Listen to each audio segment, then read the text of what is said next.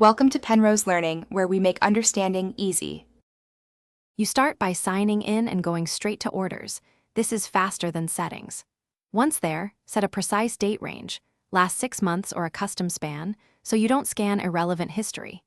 Use the orders search box and enter the item name, order ID, or the word canceled to narrow results.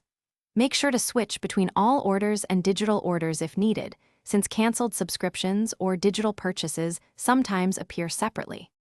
Once you find a candidate, open the order details to confirm status and timestamps. This explains what happened and why. Inspect the status line for canceled, cancellation requested, or refund issued. Those tell you whether the seller or Amazon canceled it. Next, check payment details and the confirmation email sequence to see if a refund was processed. If an item shows canceled but was charged, note the transaction date and amount for the next step. To resolve, request a refund directly from the order page or click Help to start chat. Doing both speeds resolution. Provide the order ID, payment method, and exact timestamp so an agent can match records quickly.